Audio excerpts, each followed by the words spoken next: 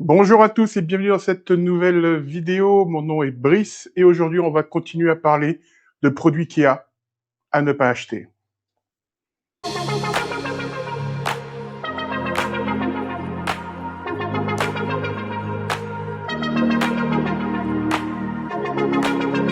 Alors c'est la deuxième vidéo sur le sujet. Si vous avez manqué la première, le lien se trouve dans la description.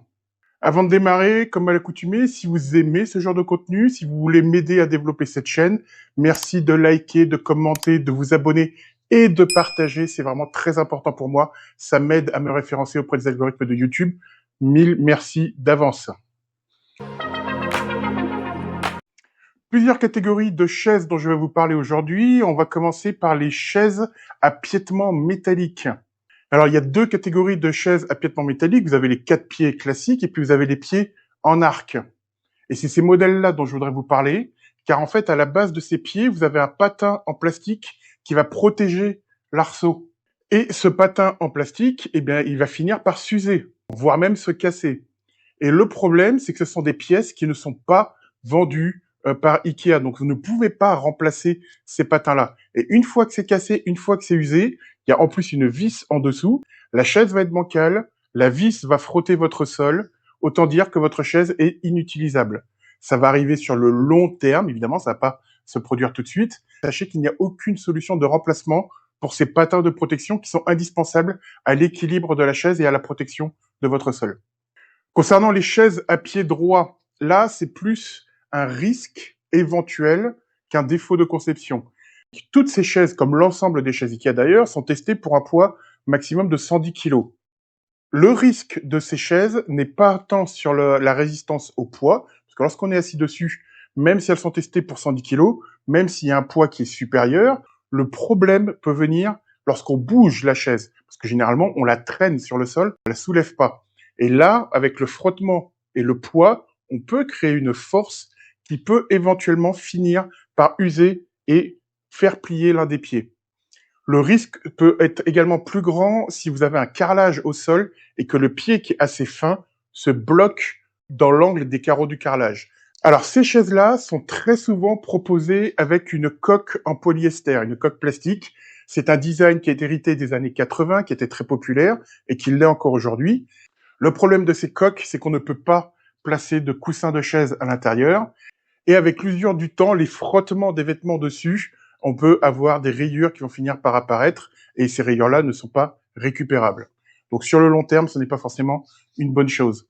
Sachez que dans les catégories de prix de ces chaises-là, vous avez des alternatives en pain massif, solides, qui ne présentent aucun des problèmes que je viens de citer. Une autre catégorie de chaises à éviter, ce sont les chaises à coque plastique transparente. Là, ce sont des chaises qui sont moyen haut de gamme, dont le prix va être assez élevé, qui sont très design. Je pense à la chaise Tobias, à la chaise Stein, par exemple. Le problème de ces chaises-là, même chose, on ne peut pas les protéger avec un carreau de chaise. Et à l'arrivée, vous allez avoir des micro-rayures qui vont se transformer en grosses rayures et dans le pire des cas, qui peuvent se transformer en fissures. Sachez là aussi que vous ne pouvez pas remplacer ou réparer ces coques-là. Autrement dit, votre chaise est ruinée. Pour une chaise design dans laquelle on a investi plus de 100 € par pièce, je trouve ça assez dommage. Donc évitez à tout prix ce genre de chaise. Si vous aimez ce genre de design, je vous recommanderais la Ballstar, qui va elle aussi avoir ce design très 70s, mais avec une galette d'assises de protection. Et vous avez la Lustebo, qui reprend le design de la Tobias, mais qui elle va être 100% rembourrée. Sur la vidéo des présentations des nouveautés d'octobre, je vous ai parlé de la Skolsta, qui est très intéressante puisque vous allez pouvoir choisir votre plateau et votre piétement à un prix relativement intéressant. Le problème de ces plateaux, c'est qu'ils sont en feuille décor et la feuille décor est très léger par rapport à un vrai plaquage bois. C'est beaucoup moins résistant que ce soit aux rayures, au choc ou à la chaleur. Et donc dans l'usage d'une table de repas, il y a quand même un risque assez important que le plateau soit abîmé assez rapidement. Une autre catégorie de tables dont je voudrais vous parler, et là on arrive bientôt dans la période des fêtes, donc ça peut intéresser plusieurs d'entre vous, ce sont les tables à rabat. La grande différence entre une table à allonge et une table à rabat va se situer au niveau des pieds de la table. Sur une table à rabat, les convives supplémentaires sont obligés de se mettre en bout de table, à l'opposé. Alors que sur une table à allonge, vous aurez les assises supplémentaires qui vont se mettre côte à côte. En fonction de la taille de la place et de l'espace de circulation que vous avez, ça fait toute la différence. Pensez-y, regardez sur la table d'Android par exemple, les deux versions possibles. Si vous utilisez une table à rabat et que vous voulez avoir vos convives face à face, vous allez forcément vous retrouver avec les pieds au niveau des jambes, ce qui est évidemment pas quelque chose à faire. Alors qu'avec une table à allonge, vous évitez ce problème. Et tant qu'on est dans les assises, je voudrais parler de chaises de bureau. La chaise Longuefiel est une chaise qui a été très popularisée, notamment pour les personnes qui sont en télétravail, puisque par son design, elle s'intègre très bien dans un intérieur. Le problème de cette chaise, c'est vrai que niveau design, elle est vraiment intéressante, mais en termes de confort et d'ergonomie, elle n'est pas bonne du tout. Le dossier est rigide, il n'y a aucun réglage possible, et ce qui fait que si on n'a pas la morphologie vraiment adaptée à cette chaise-là, ce qui va être le cas de 99% d'entre nous, eh bien cette chaise va être très inconfortable pour une journée de travail. Et Ikea l'a bien compris, puisque lorsque cette chaise a été commercialisée il y a environ 10 ans, elle était classée comme chaise de bureau. Et ils se sont rendus compte très vite de leur erreur, et aujourd'hui elle a été requalifiée chaise de conférence. Un terme qui ne veut rien dire, mais ce terme les protège de l'appellation chaise de bureau, en disant oui, mais c'est juste une chaise de réunion, c'est juste là pour s'asseoir une heure ou deux. Chaise de réunion, c'est une catégorie qui n'existe pas. Ou bien vous avez une chaise de bureau qui est valable pour une journée de travail, ou bien c'est une chaise classique. Il n'y a pas d'entre-deux. Donc Ikea a créé ce terme de chaise de conférence pour éviter d'avoir des ennuis derrière. Évitez d'acheter cette chaise si vous souhaitez l'utiliser comme chaise de bureau principale à la maison ou au travail. Au niveau des plans de travail de cuisine, il y a un modèle dont je voudrais vous parler absolument, c'est le modèle Ekbaken en imitation pierre, béton et surtout imitation marbre. Et c'est tout le problème. Le marbre, c'est un produit qui est qualitatif, qui est luxueux. On voit tout de suite la qualité lorsqu'on voit un plan de travail en vrai marbre et on voit immédiatement lorsque le produit est en faux marbre. Ça fait partie de ces catégories de produits où il ne faut pas choisir l'imitation. Et un plan de travail en marbre, c'est très cher, vraiment très cher. C'est la même histoire que pour les faux cuirs et les tissus. Au niveau des plans de travail, investissez dans un plan de travail en stratifié bois de haute qualité plutôt qu'une imitation marbre de mauvaise qualité qui ne trompera personne. Une autre catégorie de produits dont je voudrais parler, ce sont les tapis. Et dans les tapis, vous avez les tapis à poils hauts qui sont très doux, très agréables, très confortables, sur lesquels on a envie de s'installer, de marcher pieds nus et de s'allonger dessus. Ils sont magnifiques. Vous avez le Voller Slave, vous avez le R&D qui vont exister en différentes tailles, différents coloris. Le problème de ces tapis-là, c'est qu'ils vont absorber la poussière. Toute la poussière va se stocker à l'intérieur. Et vu que ce sont des tapis qui sont hauts et très denses, l'aspirateur dessus ne va pas aspirer ces poussières-là qui vont rester stockées à l'intérieur. Si vous avez des allergies respiratoires, ce n'est pas bon du tout. Si vous avez des enfants en bas âge, si vous avez des animaux, évitez ce genre de tapis. Le seul moyen pour s'en débarrasser, c'est de les lever, de les taper à l'ancienne derrière. Mais on sait très bien que personne ne fait ça. Donc évitez ce genre de tapis. Sur le long terme, ce n'est pas bon du tout pour la santé. L'alternative, ça va être les tapis à poils courts, mais qui vont être évidemment moins confortables et moins agréables, ou les tapis tissés plats, que je recommande plutôt, parce que là, vous avez vraiment du choix de la qualité, chez Ikea ou ailleurs. Mais voilà, des tapis tissés plats, ce serait beaucoup plus sain et beaucoup plus agréable à entretenir que ces tapis à poils hauts, qui sont des nids à poussière, littéralement.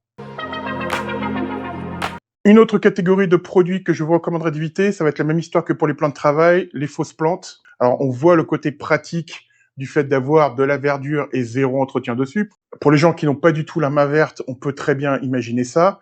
On peut très bien imaginer des plantes sur un balcon, sur une terrasse qui vont pas demander d'entretien. Ça, je peux le comprendre, mais dans un intérieur, une fausse plante, ça se voit aussi immédiatement. Il existe des plantes qui demandent un minimum d'entretien pour des gens qui n'ont absolument pas la main verte, et j'en fais partie.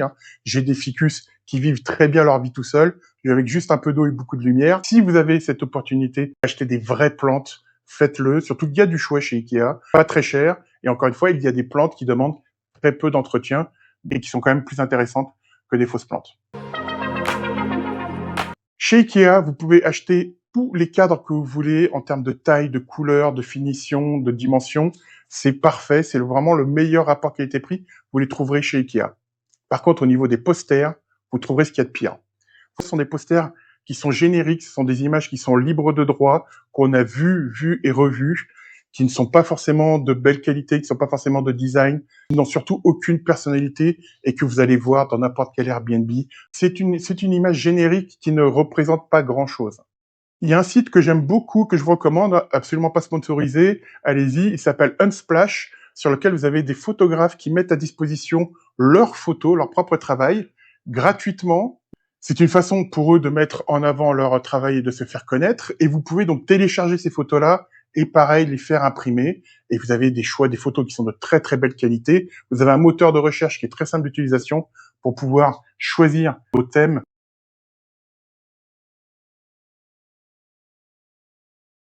Mais mon message, c'est de se dire qu'en cherchant un petit peu, il est très facile et pas beaucoup plus cher de trouver de belles images, de belles photos de qualité avec de la personnalité plutôt que des images génériques, classiques, vues et revues qui n'ont pas beaucoup d'intérêt en termes de qualité de décoration qu'on peut trouver chez Ikea. Dernière catégorie de produits, et celle-ci va s'adresser aux gens qui me regardent depuis le Québec, et vous êtes nombreux. Un grand salut à vous. Ça va être les caillebotis, les dalles d'extérieur. Alors, ces dalles sont très bien pour équiper une petite terrasse ou pour équiper un balcon. Ça se clip très facilement, ça se recoupe très facilement. Le problème de ces dalles-là, c'est que ça ne supporte pas les hivers rudes. Donc, si vous habitez dans un endroit où l'hiver est très très vigoureux, vous allez avoir un gros problème puisque ces dalles vont s'abîmer très vite. La preuve, regardez la description sur le site Ikea France et la même description sur le site Ikea Canada. Et vous voyez qu'au Canada, on vous recommande de démonter votre terrasse avant le début de l'hiver. Ce que, évidemment, personne ne va faire.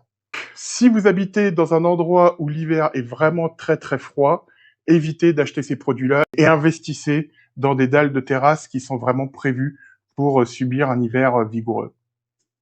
Voilà, c'est la fin de ce deuxième épisode sur le sujet des produits à ne pas acheter chez Ikea. J'espère qu'il vous a plu. On va rechanger de thème la semaine prochaine. Il va y avoir la présentation de la collection de Noël qui va arriver aussi très vite. Si vous avez aimé, comme d'habitude, n'oubliez pas de liker, de commenter et de vous abonner. Et puis, on se donne rendez-vous très vite pour une nouvelle vidéo. Et d'ici là, portez-vous bien.